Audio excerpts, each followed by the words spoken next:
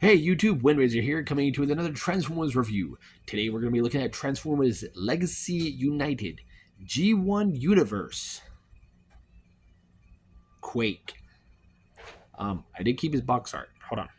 Alright, so we're going to be taking a look at Quake, Heater, and Tip Top. I basically kept the front and side box of this guy as well as the back part. But I do love the artwork of him and his Target Masters. And then here he is wielding them. I do like how one of them has literally has knife hands. So that's very cool. As for the back of the box, Tip Top is the purple one and Heater is the blue one, and he's the one with the knife hands. So, very cool. And from what I've gathered, there are different molds of the Target Masters, but the barrel section is still the same. Hold on. Need to check something real quick. Okay. But here we have Quake. Now, if you know this mold, and if you know what this area of the arm is, I'm going to tell you right now, this is a heavy retool of the Skullgrin mold. I mean a heavy retool. To where he actually is a tank. But whereas the back area of the tank is now the front area of the tank, and vice versa. But it's a heavy retool. At least Quake has full tank treads. He just compacts a lot more than the Skullgrin does. Now there have been some reviewers who don't like him. That's fine. There was a Titans Return version of Quake, which was the hard head repaint with the new headmaster. But I actually do like this version of Quake. I have the original. Sadly, though, when I was little years ago, moving so much, one of his legs broke and he was beyond repair. So he went to the glorious junkyard in the sky. But yeah, now I'm going to show something off real quick though. In the box art or in the promotion shots of the figure, the treads and the turret are black. This area right here, right in the middle, is also black. Okay, cool. I can understand why they decided to go gray for the treads, but I would have left them black and just painted that part gray, left those black, and left this black. Maybe I could do that myself, but for now, we're going to leave them as is. But it's a nice red, gray, blue, and black tank. That's it's kind of like it's coming off as a maroon color on camera. In light, it is maroon. I guess in sunlight, it just shows it's more of burgundy. But yeah, very cool figure. I do love how the tank looks, especially up here on the turret. The nice hood and hatches. The turret does rotate from side to side and can do a full 360. This part moves due for transformation, but the barrel itself does move up. Now, when you're taking this out of the box, your Target Masters and this piece are all wrapped up together. So don't be surprised if you take them off the back of the box and be like, oh, where's the turret? It's with the Target Masters. But very nice. I'm going to go ahead and set him down, and we're going to go ahead and take a look at his Target Masters. So here we have Tip Top and Heater. Now, Heater is the one with the little knife hands. They just dropped him. Be right back. All right, found him. So Heater is the one with the little knife hands. So I do like that. But they are essentially newish Target Masters, I think. I want to say one of them's the same, but whenever I can, I'll dig out my nose cone and do a short of the Target Masters together. I do know for a fact that the gun barrel is the same, although on mine, This one, Heater's gun barrel is a little loose. But I do love Tip Top's colors. Nice maroon or lavenderish purple with some maroon for the legs and the face and some bits of orange. Heater, we have some black and maroon. All on this nice, I guess you would call it a dark blue. But they transform very easily.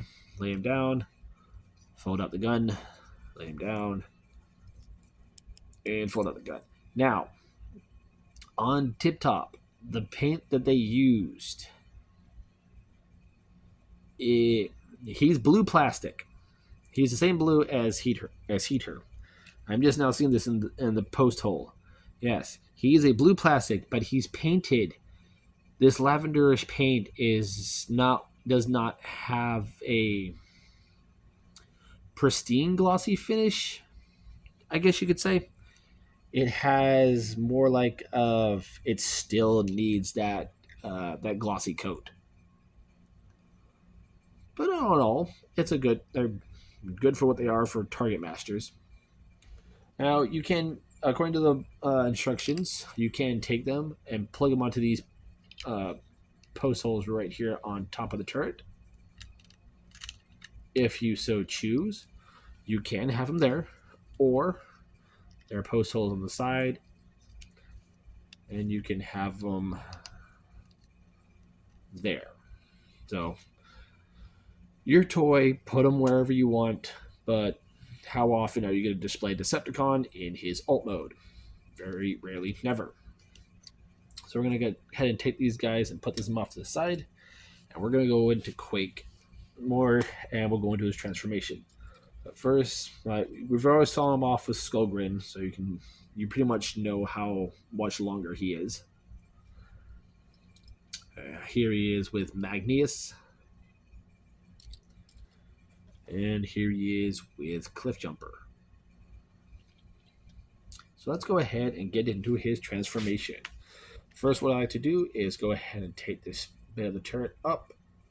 There is a tab here and a slot here. Just go ahead and fold that in. And that'll stay just like that.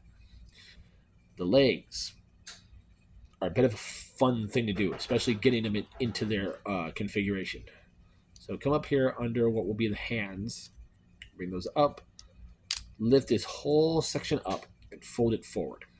Basically, you have this hinge right here that folds down, and you're going to fold that up. These tabs are tabbed into the bottom of the feet. So we're going to go ahead and unpeg the feet and the treads and everything. Swing them on one hinge. Basically swing down just like that at the knee hinge. Bring those down. Come to this panel here. Bring this up and away. Fold it all the way in like that until it tabs into place. Bring out the foot. Let's bring that out there. And you have this armature right here. All this gray piece. You want to have it, if I remember how to do this.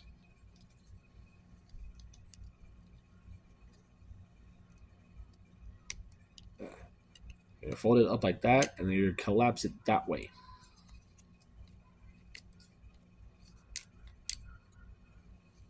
When you do that, you can fold this in and around, and then bring that down, and then this will tab into right under here. Bring that up. Tab it into place, just like that. There you have a leg all done. Do the same on the other side. Fold this up, bring it up, fold out the foot, take that armature. Oop. Mine's a little, comes unpegged easily. Swing it, push it all the way forward. Bring this down. Bring it up. And then fold this down, bring it down, and then tap that little tab and tab it into the tape tread. like so. Around. There you have both of his legs done. And I love how that transformation works on the treads. I love how they basically extend into tank treads and then compress into these lower legs. Very nice. And just like with Skullgrin, go ahead and swing the arms out, push him down, bring this up. In return, we'll open the chest panel to flip the head all the way around, fold it on the back, fold that up, fold fist down, rotate them, fold the fist down, and rotate. And there we have Quake in his robot mode. And I love this robot mode. This is what gets me. Like, this is so good. Such a good use of the Skullgrin mold. Pardon me. That when it comes to both figures, this mold knocks this character right out the park. Like, this is a good use of the figure. It's just on my copy, for some reason, instead of the head facing up like it's supposed to, it's always looking like he's like this. Instead of looking straight, he's just looking down constantly. But I think that's just my copy. Just like you saw with one of the hinges in the legs, that's also my copy that actually has that problem. I've never seen it with any other reviewer. But very nice figure. I'm going to pause it real quick. I'm going to transform Skullgrin and get him in his robot mode and show you the comparison. All right, now I've got Skullgrin in his robot mode. I'm going to take the turret off Quake here. I'm going to show you what all is still the same and what is not on these characters. So you can tell there's Skullgrin's a lot shorter because of his thigh leg. But the waist is entirely different. The thigh is different. The hinge that uses the knees is still the same. The yes, this little piece right, this armature right here is still the same in Quake. The feet are still the same. The hands and forearms are the same. The upper arm is still the same. The shoulders are different. The chest pieces that fold in and out are different. The back pieces look the same, but they are molded completely different. But they transform the exact same way. But you can see the differences on these two characters. And I do love the use of them using it as Skullgrin as well as Quake. So let's go ahead and get into his posability. The head can do a full 360. It's on a ball joint, but the ball joint on mine is very weird. The arms can do a full 360. There is a hinge for in and out. Oop. There is a bicep swivel. Over 90-degree bend at the elbow. No wrist articulation. There is a bit of a butterfly joint, so there's that. There is waist rotation. Legs can go forward that far, back that far. There is a thigh swivel. About over 90-degree bend at the knee. Feet can't move forward and back much, but there is an ankle tilt.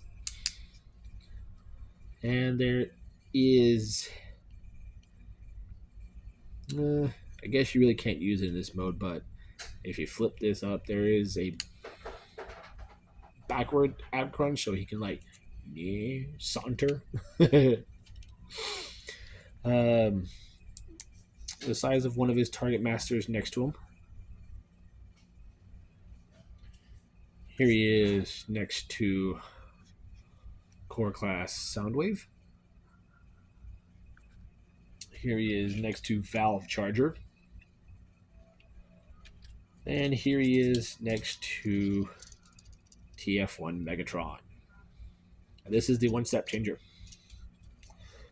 So we can go ahead and give him his target masters, and he can hold them like so.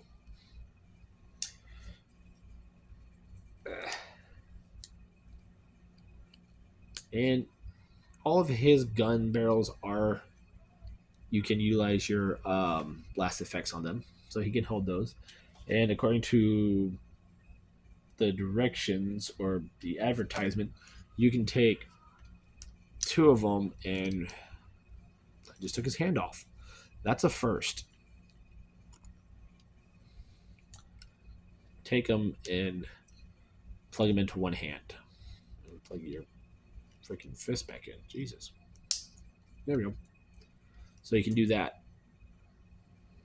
It's not Evo Fusion. I mean, you can do that, but it doesn't work because with one of them on needle noses, one of the peg holes moved forward a bit in the middle. So, yeah, your toy. Do what you want. If you don't want him using them, you can peg him onto his back. If you have the, get these out of your hand. Didn't mean to bump the camera. If you have, say, one of these guys, you can use them on him as armor.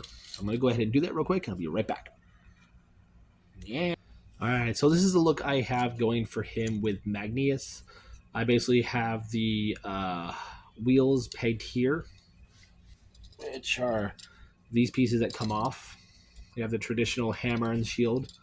The panels that sit on the arms of Magnius are here for the shoulders. And I basically used not this peg, but the other peg on Magnius's arms, bent them this way, and rotated the arms a bit so they can hold his target masters. So you can go ahead and do that. So that's my armorized idea for Quake and Magnius. I'm probably going to do other ideas and post those on my Instagram. So, but yeah, there's Quake, G1 Quake. Should you pick him up? Yes and no.